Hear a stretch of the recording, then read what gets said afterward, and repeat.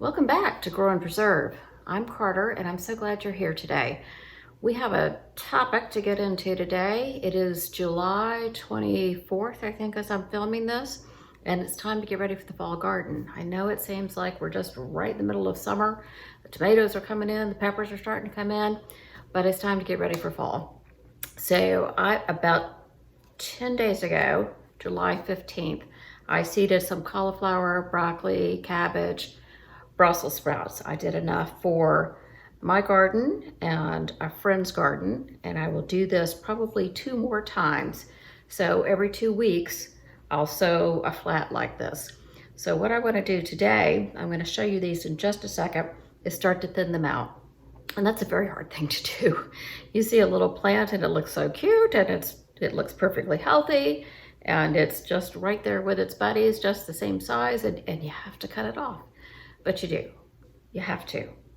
It took me a long time to learn to accept that, I guess. It's not hard physically to do, but you want to see things grow.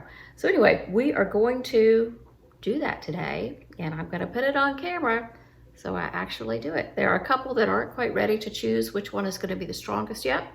So we'll wait on those, but everything else I'm going to go ahead and get thinned out, and you're going to come along with me.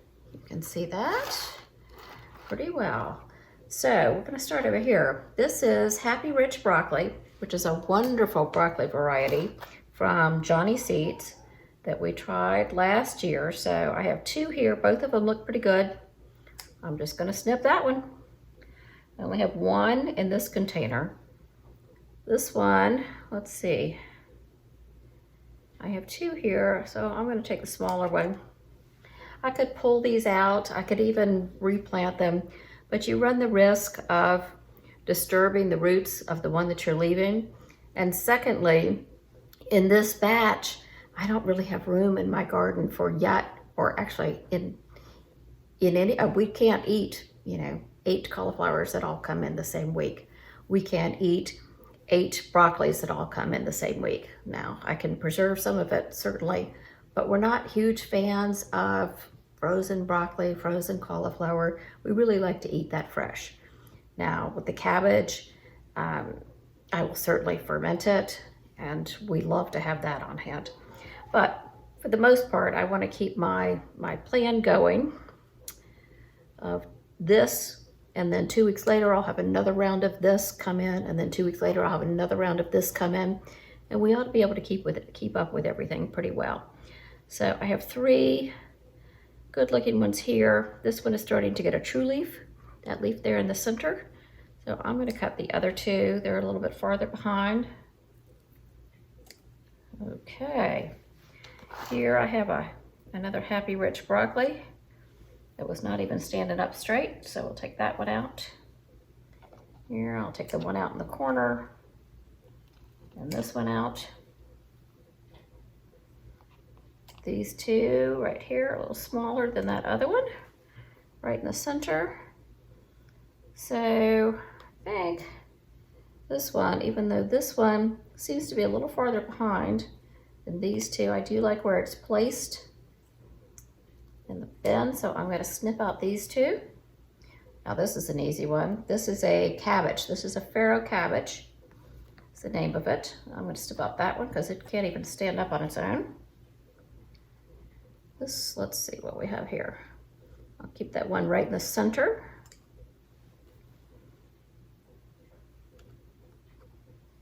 So my friend and I will each have 4 cabbages, 4 broccolis, 4 Brussels sprouts, and 6 cauliflower in our first batch. And then we'll go through and do this again in a couple of weeks. So, these 2 cabbages, can you see those? They're very small. It's not really clear which one's going to be the winner yet, so I'm going to leave those for a little bit, and we'll come back and get those in a week or so when one of them has become the clear winner. So I know this looks painful. It certainly looks painful to me too, but I have learned that it is better to do it now than to wait until they start looking like little broccolis. Then it's very hard to do away with a little broccoli. Okay, this is the Long Island Improved Brussels sprouts. These are a little slower to germinate, so I don't have too much thinning to do. I think I'm gonna go ahead and take that one. I'm gonna leave those two for a little bit and see what's gonna happen. These are the Catskills Brussels. So that one is not standing up very well. Man, this one has a ton in it. Okay, I think I'm gonna leave that one there. Snip out these other three. Okay, this one.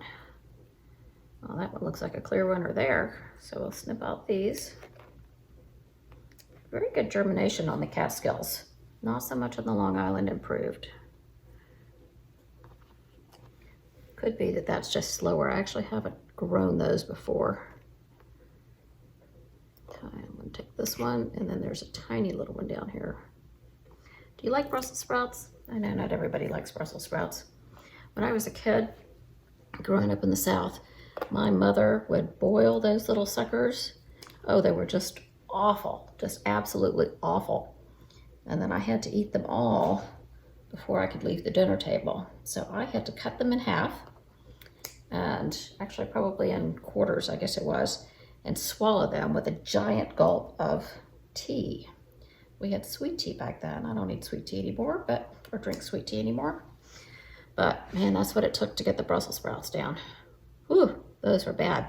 But I love them roasted. Absolutely love them roasted or in the air fryer. They're just delicious. Okay, now we're on to cauliflower. This is the song variety, which I like so much. I did it for the first time this spring. I guess I'm gonna take, I think I'll take that one. It has beautiful green stems, and it gets to be long green stems with little white buds on top, and they're fantastic. So I'm looking forward to that again. Oh, a ton of cauliflower down here. Let's find the one I want to keep.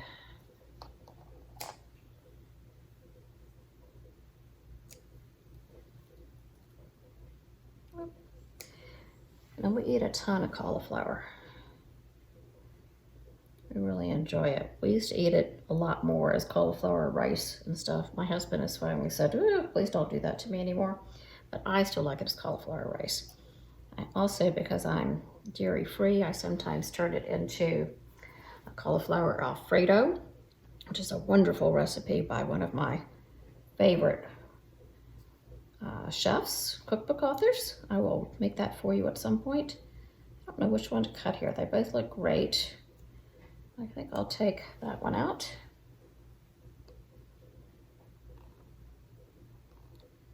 These all look pretty good too.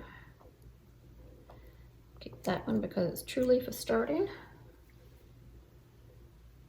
Now we're moving on to snow crown cauliflower, which is your typical all white heading cauliflower. I think I'm gonna keep that one, even though it's a little smaller. It seems to have a sturdier stem. Same thing here. And then I have 3 of them here to choose from. And I think I'll keep that one because of placement. Okay, so now it's looking good. Everybody has room to grow. I have 1 I need to come back and check here. Nope, 2 I need to come back and check in a couple of weeks. And it looks like I have another Long Island Brussels sprout coming up there. So we'll see which of those is going to be the strongest. Everybody else looks ready to grow. So now, this is what makes you feel a little bit better about doing all these trimmings. These are microgreens. So I'm going to put that on my salad tonight. They're absolutely delicious. They taste like little broccolis, little cauliflowers, and they're fabulous on a salad. And they look very fancy to boot. So I hope that this has helped you to make the cut, because it's not easy. I know it's not easy, but it will be worth it when we get our fall garden planted.